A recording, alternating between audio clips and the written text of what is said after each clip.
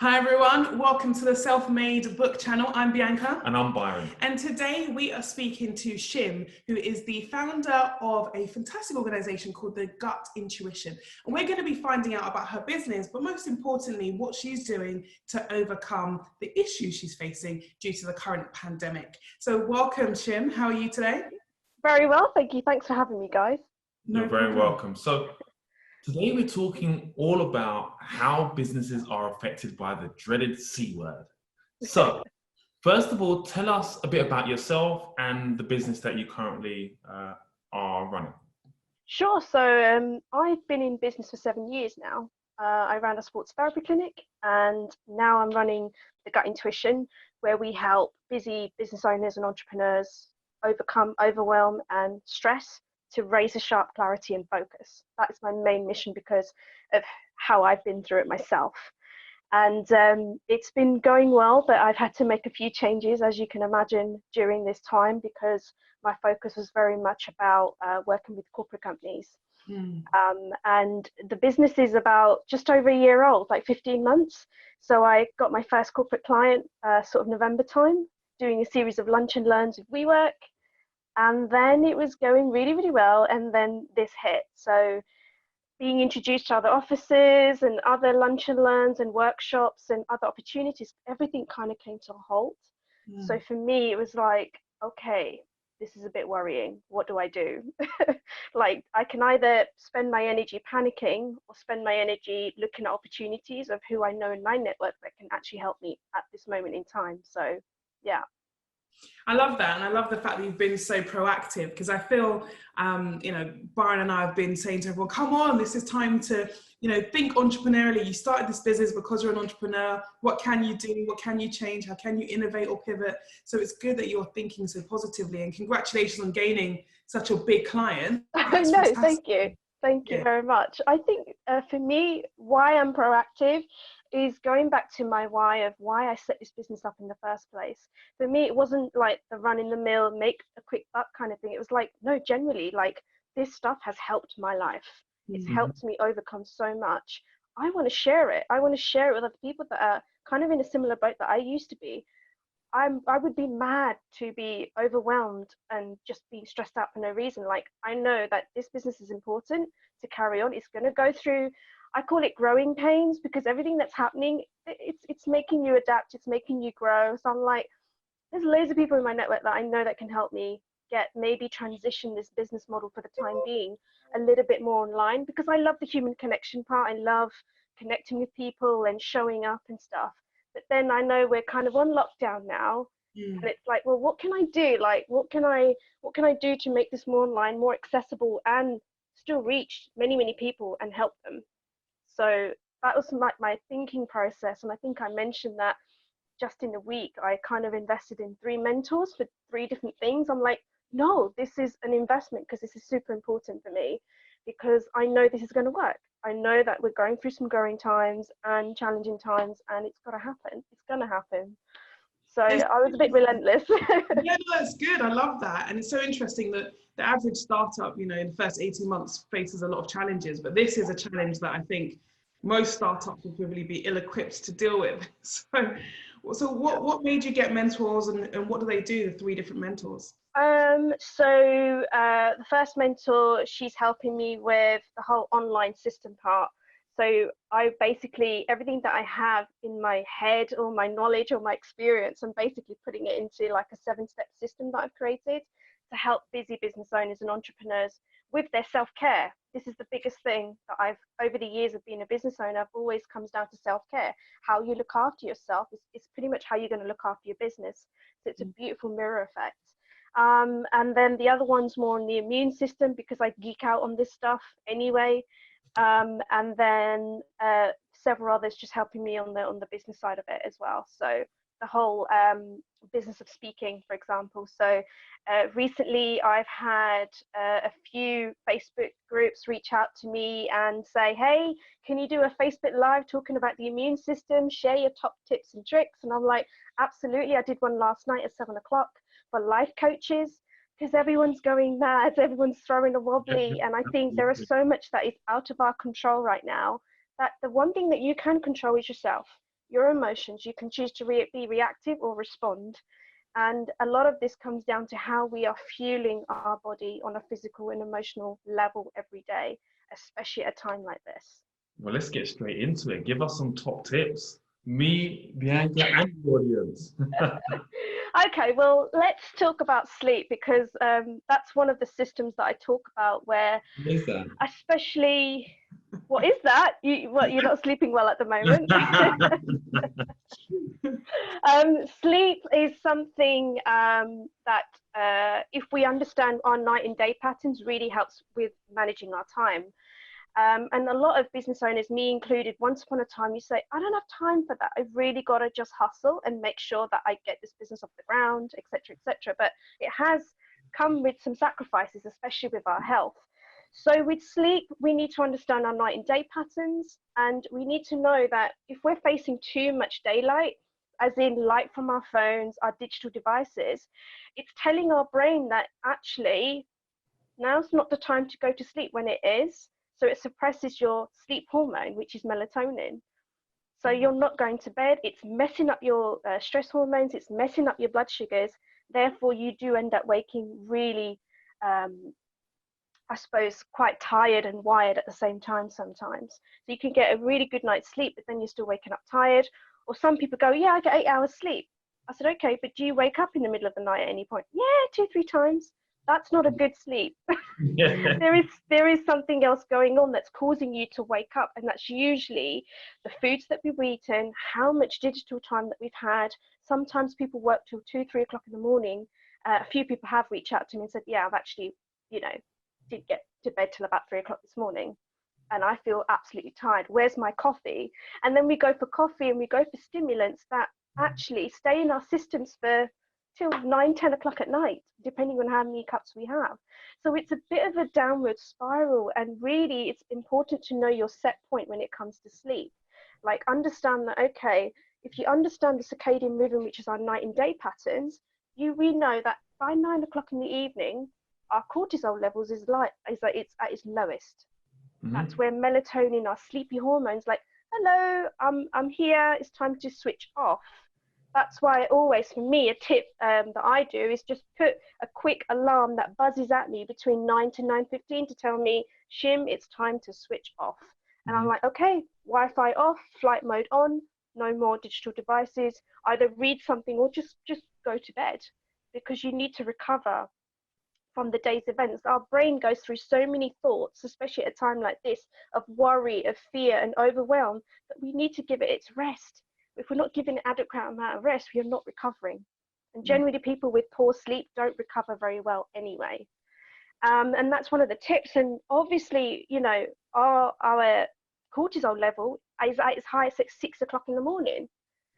Now, a lot of people play catch up. Everyone, or is that kind of because some people are good night people, some people are good morning people. Is that everyone's cortisone level? No, I don't believe in that. I believe that every human has a rhythm, because it's almost like, I don't know if you've heard of the saying, you rise with the sun.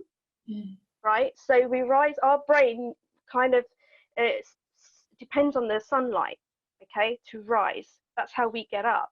So this whole night owl routine and early 5 o'clock, 4 a.m. club is actually doing more harm to your body in the long term than we actually realize. But as you say, every human has a rhythm. Do you not think every human has their own natural rhythm, or you think everyone has the same rhythm? I think the rhythm of the hormones, of how it's released in our body, is super important to adhere to. We obviously have our rhythm throughout the day. I'm not saying you've got to be religious or stick to it. I think the rule that I was talking about last night was the 80-20 rule, where let's just say 80% of your time, of your self-care, you stick to. But maybe there'll be events, there will be networking stuff, parties, whatever, where 20% of it, your sleep patterns might go out the window. But the point I'm making is that you go back, you stay back into your lane. You don't sort of go, oh, I'll just, take myself off the hook and go, actually, I'll go to bed at 2 o'clock today. I've got this, I've got that, or I'll eat this, I'll eat that because I deserve it. When we get into that chronic state of that kind of patterns and behaviors, that's when we start to see the effects in our business, because our energy's low, our mood is low, we're more fatigued out, we're kind of like getting into a burnout stage. So the 80-20 rule is really, really important. Once you understand how the sleep patterns actually work, it's like, actually, no, I could do with going to bed tonight because I know tomorrow night it's going to be a bit of a late one. So I'll keep with my rhythm as much as possible. So even if you're getting your 8 hours, but you're just doing it, 2 a.m. till... it seriously, it messes it up. It messes the cortisol and melatonin away. And then, like I said, we rely on stimulants to like, oh, I'm really tired, I need more coffee. Or, the pint of Monster drinks that you get, which are like just full of crap that is not good for the body. It just totally messes up your rhythm. And you end up just trying to chase. You end up catching up on sleep, so to speak. So my biggest message to people that are out there that are worried, honestly, sleep on it. Get to bed a little bit earlier, and just tomorrow's another day. It's easier said than done, but you need to find that supportive network. You need to engage with people that are doing this, practice what they're preaching, and actually get to bed a lot earlier. So when we're obviously working busy people in the UK versus when we're on holiday, my sleep changes. And I always take I don't know what it is, whether it's the sun or whatever, but when I'm on holiday, I tend to have mini siestas, or I just sleep longer.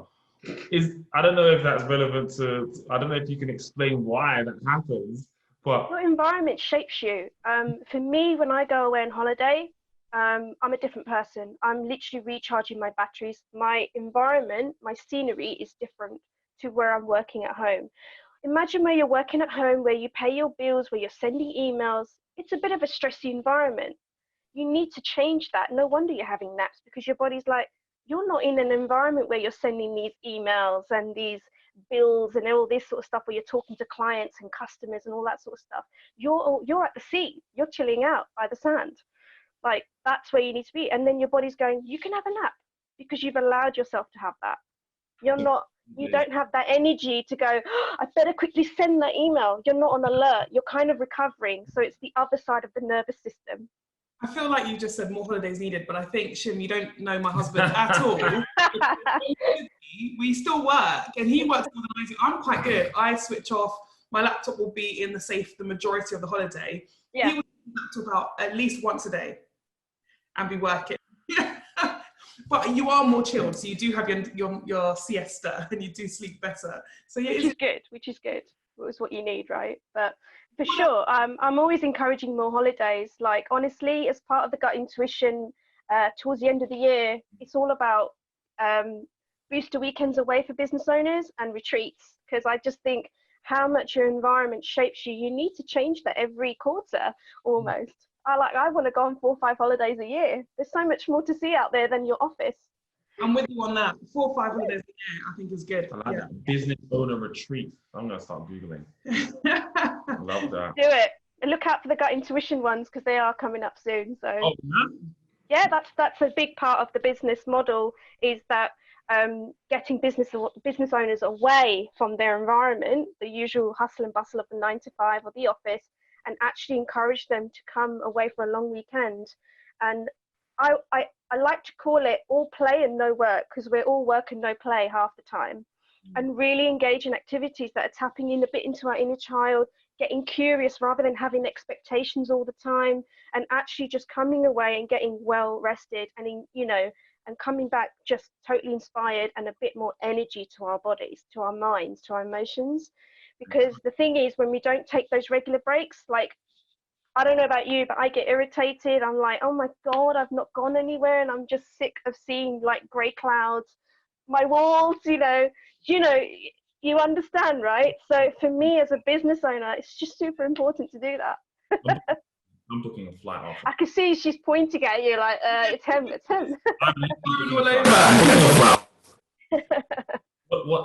Any other great hacks that you have for our listeners? Okay. What in anything in particular? Because I spoke about sleep, but we could talk about food as well, because food and sleep actually go hand in hand.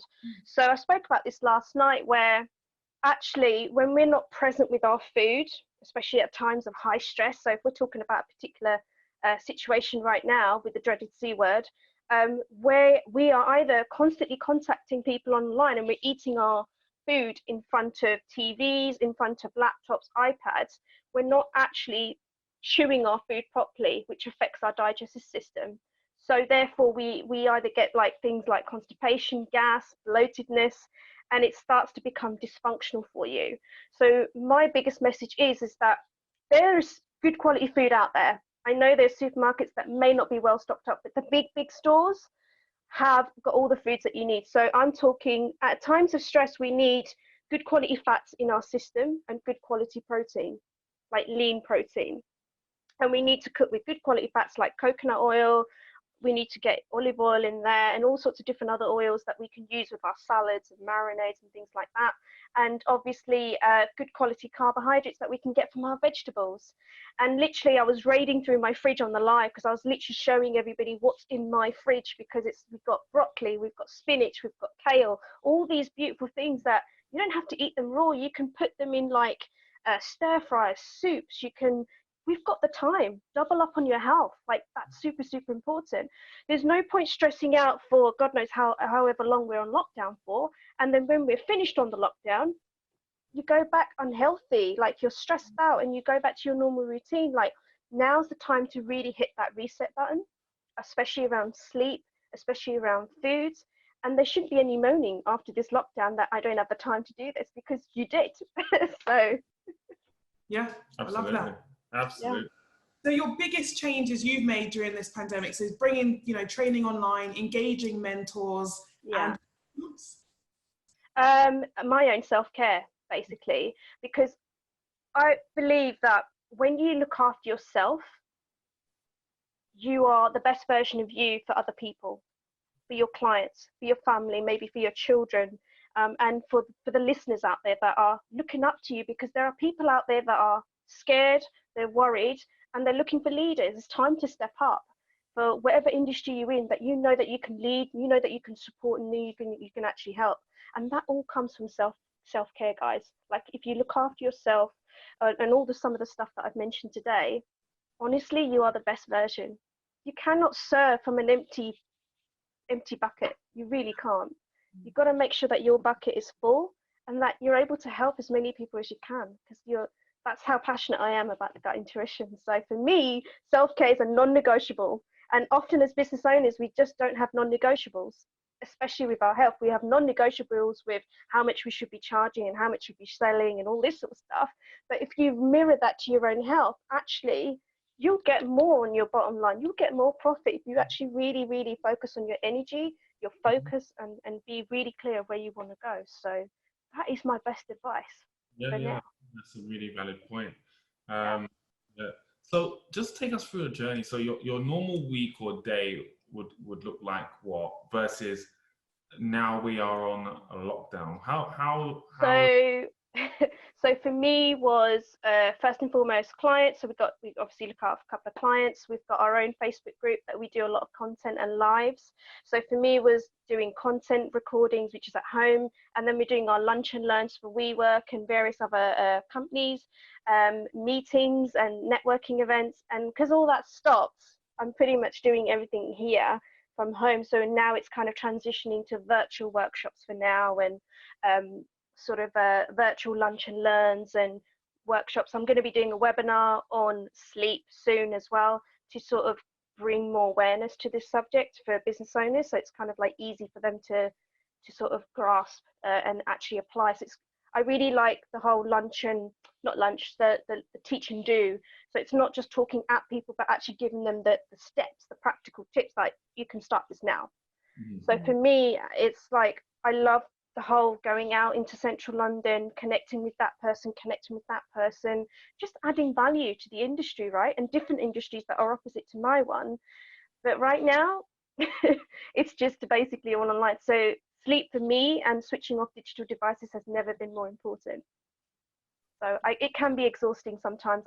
Tuesday, I had about 4, 5, 6 calls, and I just didn't manage my time properly because I wanted to talk to everyone and connect with my health mentor, connect with friends and family and things like that. I'm like, okay, all right, I've gone a bit too far. Yes. Let's just make sure that today, like the following day, is a bit easy flowing, so I'm not so, my brain's not splattered against the wall, so to speak. So. It's so interesting, I think, because people are working from home and it's unusual for some people. Yeah. People are open to having more video calls than normal. So you could end up having more meetings. So you're right about protecting your space and still thinking about where you can add value, where they can add value, and 100%. right types of meetings and when and where. And yeah, exactly. So for me with business, I like some parts of it online, but then I love some parts of it offline. And it's just having a balance between the two, because I love the connection with people, but then I like connecting people online and serving them that way. But right now it's a bit like that. So for me, it's just like, well, how can I get the best out of this situation? So that's where it is. So is there any question you'd like to ask us? So how are you guys doing with the pandemic? Like with your businesses as well? Like what are your top tips as well? Like anything that I can take away as well? So I guess, first of all, first part of that question is, people always ask me, are we okay? How are we coping in isolation? And I don't know whether this is a good thing or a bad thing to admit, but this is our normal working environment. Yeah. Work from home, even though we have an office 10 meters away, separate from our house. We are used to working in isolation and being at home. Unless we have a purpose, we are often at home or working. So there is no difference for us there. Of course, there are restrictions now with getting to clients and delivering certain services, keynotes and so on, networking events we can't have because of the very nature of it being, a people event. So for us, there's revenue streams that, of course, are taking a hit. But then there's, on the other side, we're just moving things more online, like yourself, more digital. Luckily, we were doing them on a very light scale anyway, so it wasn't too difficult to kind of push through. And they were in the pipeline in terms of taking certain of our courses online anyway. So it's it's been interesting. So yeah, that's fun. And any tips? And I think for our, so we do a lot of mentoring. So we have a huge, we have 70 odd people mentoring community. And I think for us, for our mentees, it's just being about supporting them to be positive and think about what work needs to be done now to help them on the other side of this. Because I think that's what drew me to speaking to you so much, was the fact that you're looking at it, you're a new business. Your first 18 months haven't been necessarily what you would expect in given the current climate, but you're still going. And I think it's getting the message out there that now's the time to think entrepreneurially, think innovatively, think about other things of helping. So I think our top tips have been just connecting with more people, connections. I found you on LinkedIn. So LinkedIn is a great platform to start connecting with different types of people and really building those relationships. I think, bringing things online, doing a lot of digital change. And I think people were afraid of digital before. So I think people now bringing their products online and thinking of other innovative ways to get the wheels in motion. But also from a corporate client perspective, those clients are at home too. So reaching out to them, trying to have those video calls and trying to get them to think about events for Q3, Q4, when we hope things will be back to normal, getting those pencil dates in or those deposits in, and it's just building that pipeline, because people want to get back to normal at some point, as long as they can afford to, and most corporate clients can. It's about really thinking, what else, how can I support them? How can I be that person that is solutions orientated and willing to have a conversation to help them in the future? I think that's the real 100%. I couldn't agree with you more. I think we're just on the same wavelength in terms of support. Just going, so how can we? Where can they reach out to you? And also, is the retreat kind of set in stone already, the owners retreat? Or is it's happening. Just the actual nitty gritty of the details, like because at the moment there's very limited. I think people are afraid at the moment about traveling and spending money and things like that. But it's definitely going to happen this year. Just where and like how long for, and all the other sort of details of it. It will be released in due course anyway, so I'll keep you guys updated. I'm sure I'll be raving on about it on LinkedIn anyway. So and where can people reach out to you if they need to contact you?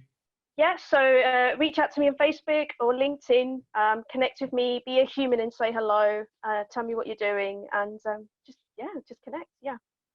Super. Well, thank you very much, Shim. So guys, thank you so much for listening. Again, you know, we think it's important to give you that positive information, not just motivation, but actually actionable content, thinking about what you should do now to help your business now, but also in the future. So it's great that we were joined by Shim Ravalia. Thank you very much again, Shim. I've been Bianca. And I'm Byron. And Self-Made is success. Thank you very much.